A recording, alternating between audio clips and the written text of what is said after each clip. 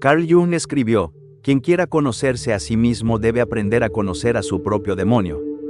Pero esto no es fácil, porque lo que llamamos demonio es aquello que más rechazamos en nosotros mismos.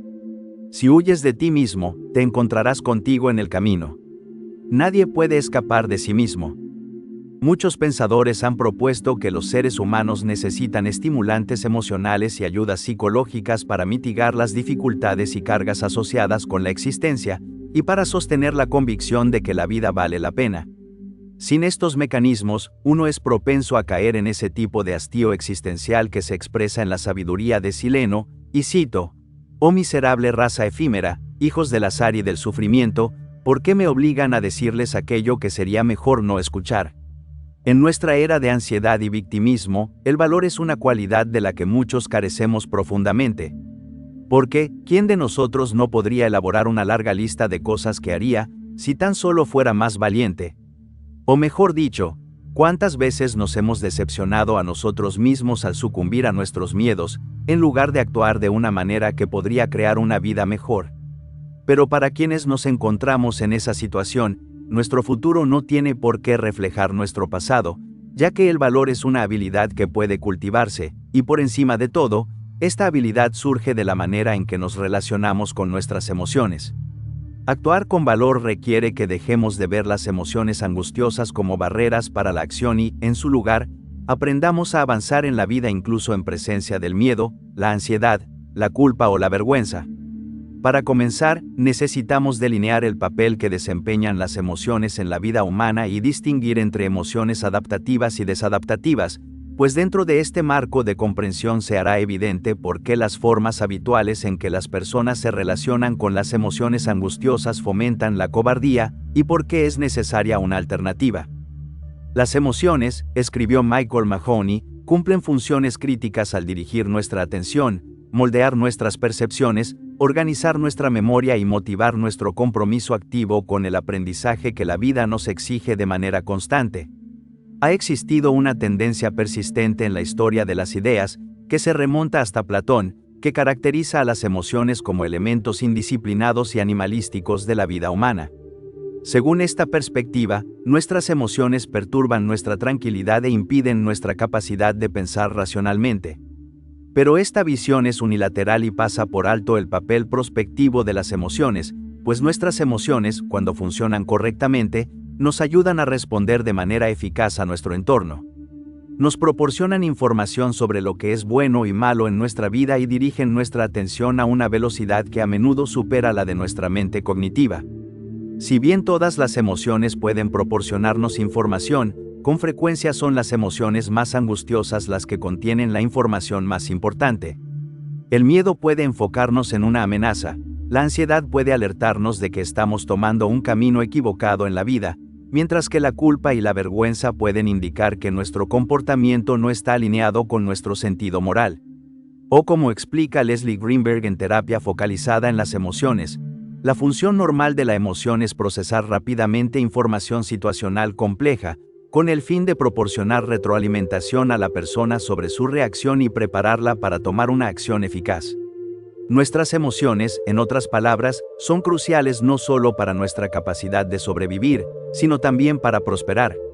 Pero donde la mayoría de nosotros tiene dificultades es en nuestra incapacidad para lidiar con lo que se denomina emociones desadaptativas.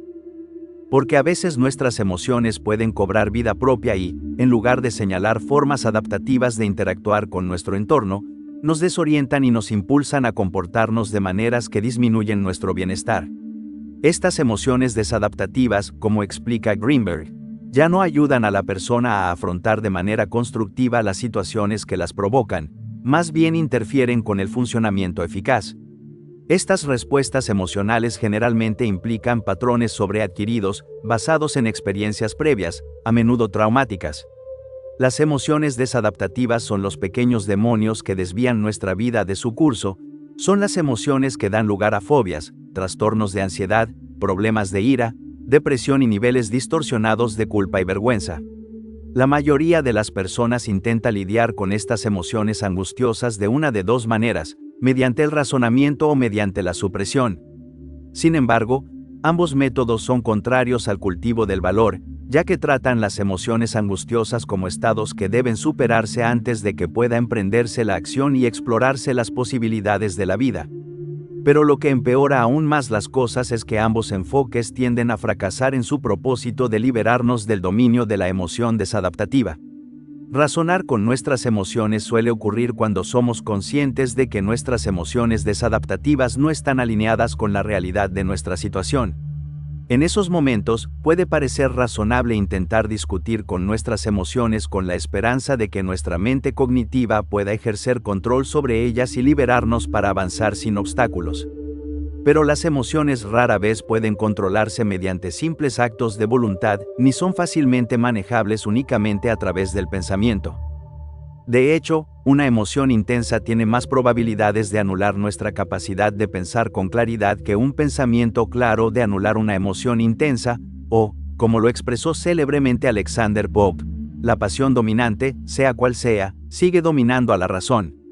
Como nuestros pensamientos por sí solos rara vez nos liberan de un trastorno de ansiedad, una fobia u otras formas de emociones desadaptativas, muchas personas abandonan este enfoque y recurren a la supresión emocional en busca de alivio. Si no podemos vencer estos estados emocionales con nuestros pensamientos, quizá podamos expulsarlos de nuestra conciencia.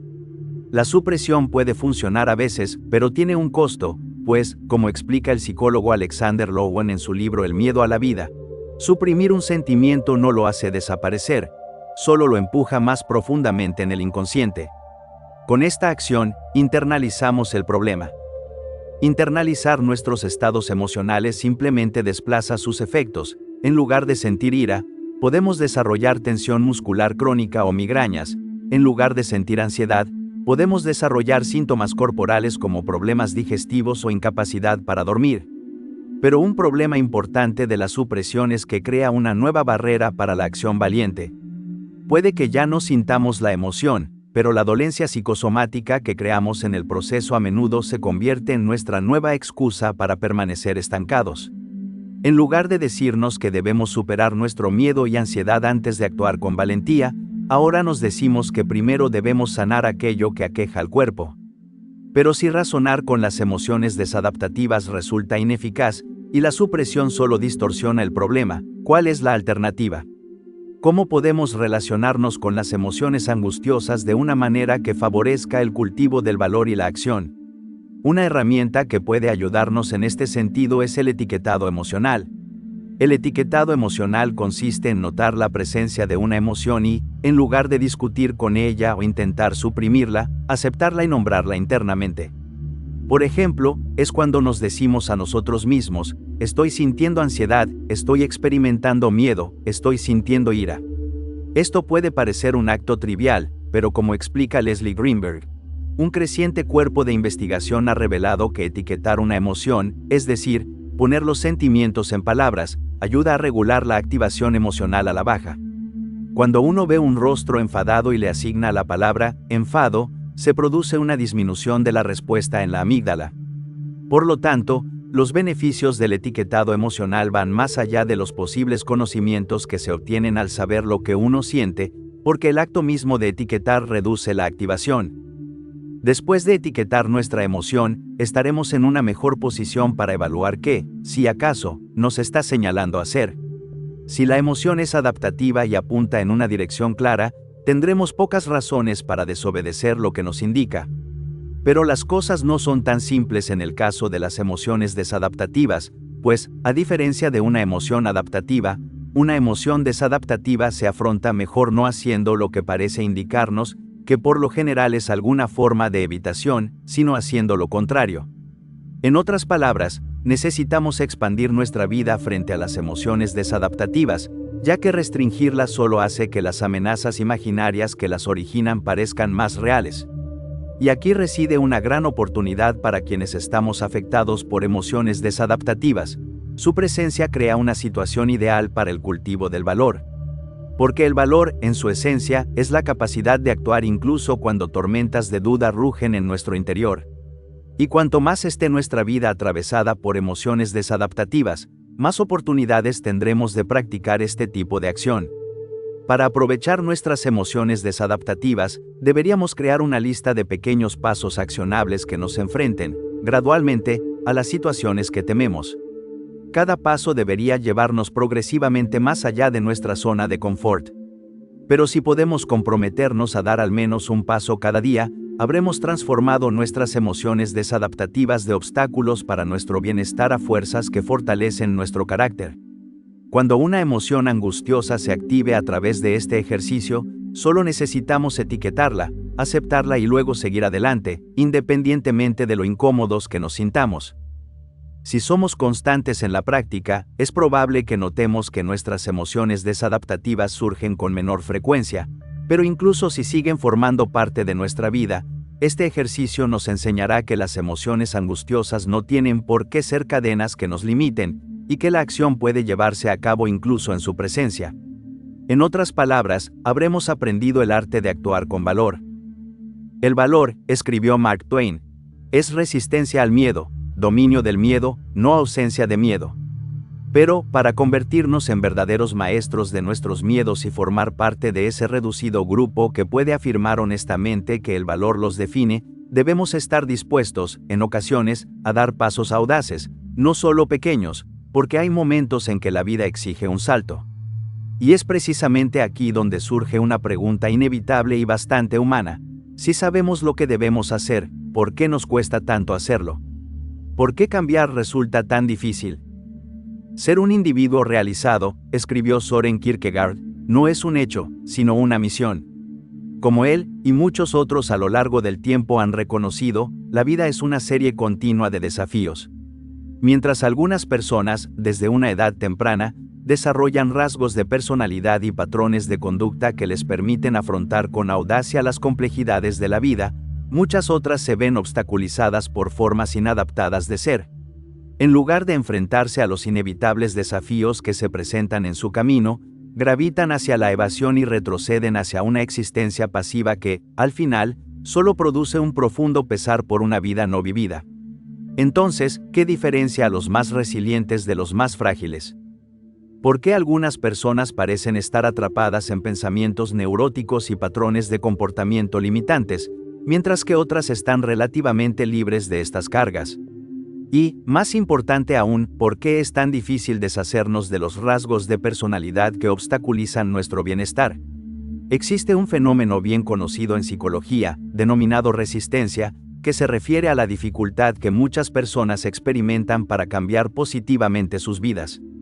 Para comprender por qué un cambio significativo resulta tan difícil, debemos examinar el papel que juega la juventud en nuestro desarrollo psicológico. Aunque el debate es constante en muchas áreas de la psicología, pocos niegan el impacto profundo que la infancia y la adolescencia tienen en nuestra vida adulta. Como escribió Platón, el comienzo es la parte más importante de cualquier trabajo, especialmente en el caso de algo joven y maleable, pues es entonces cuando el carácter se forma y las impresiones se establecen con mayor facilidad. Siglos más tarde, William Wordsworth expresó una idea similar y cito: "El niño es el padre del hombre". Las raíces de muchos de nuestros patrones de pensamiento y comportamiento se remontan a la infancia. Sin embargo, es crucial reconocer que aquello que actualmente resulta problemático, en su momento cumplió una función adaptativa. En muchos casos, nuestros problemas actuales fueron soluciones que diseñamos para enfrentar circunstancias difíciles en etapas tempranas de la vida. Este fenómeno, el de soluciones que se convierten en problemas, fue descrito por Sigmund Freud como la transformación de mecanismos de defensa en patrones autolimitantes. Estos patrones pueden volverse profundamente arraigados y explicar por qué adoptamos rasgos que, con el tiempo, inhiben nuestra capacidad de desarrollarnos plenamente. Por ejemplo, la incapacidad para afirmarnos o una timidez paralizante pudo haber sido útil en la infancia para evitar conflictos con figuras de autoridad abusivas. Sin embargo, ese mismo rasgo se vuelve disfuncional si se mantiene en la adultez y se aplica en contextos donde ya no existe tal amenaza. En muchos casos de neurosis, o incluso de ciertos comportamientos más extremos, no se trata tanto de un defecto natural, sino del resultado de circunstancias adversas sobre las que el individuo tuvo poco control. Como señaló el psicólogo Michael Mahoney, observemos casi cualquier forma de trastorno psicológico crónico. adicción, agorafobia, anorexia, evitación ansiosa, bulimia, depresión, obesidad, paranoia, obsesión, compulsión e incluso esquizofrenia. Todos pueden entenderse como soluciones costosas y dolorosas, soluciones a corto plazo para problemas de dolor y significado que, con el tiempo, se convierten en patrones profundamente arraigados. Sin embargo, esto no responde completamente a la cuestión central. ¿Por qué seguimos aferrándonos a estos patrones mucho después de que han dejado de ser útiles? ¿Por qué somos tan resistentes al cambio? El problema de la resistencia ha sido ampliamente debatido. El propio Freud, quien inicialmente exploró la hipnosis como herramienta terapéutica, la abandonó al notar que impedía observar un fenómeno crucial, la resistencia del paciente a abandonar su enfermedad. Según él, esta resistencia era clave para comprender el comportamiento humano y llegó a interpretarla como una expresión de un impulso inherente hacia la autodestrucción. No obstante, perspectivas más recientes ofrecen una visión menos pesimista. En lugar de ver la resistencia como una falla, la interpretan como un mecanismo de autoprotección. Así como el cuerpo resiste cambios bruscos para mantener su equilibrio, también nuestra mente protege la estabilidad del yo. En otras palabras, necesitamos una identidad coherente para funcionar adecuadamente. Aunque a veces deseemos cambiar nuestra personalidad con facilidad, hacerlo sin estabilidad interna podría resultar perjudicial. De hecho, muchos trastornos psicológicos están asociados a una fragmentación del sentido del yo. Desde esta perspectiva, la dificultad para cambiar no es un defecto, sino una característica adaptativa. Como explica Mahoney, los individuos somos, en esencia, conservadores, buscamos orden, continuidad y coherencia, y tendemos a proteger los patrones que estructuran nuestra vida. Sin embargo, reconocer esta función protectora no implica que el cambio sea imposible. No somos prisioneros de nuestra infancia. La capacidad de transformación permanece a lo largo de toda la vida, aunque exige esfuerzo sostenido y tiempo. Además, el proceso de cambio suele ir acompañado de emociones intensas como ansiedad, miedo, tristeza o duda. Estas no deben interpretarse como señales de fracaso, sino como manifestaciones naturales de la tensión entre el deseo de cambio y la necesidad de estabilidad. Lo cierto es que, aunque cambiar es difícil, no hacerlo suele generar un sufrimiento mayor a largo plazo. Aferrarse a la idea de un camino fácil conduce, con frecuencia, a la frustración. Quizás sea más realista aceptar la vida como lo que es, un proceso incierto, a veces desafiante, a veces estimulante.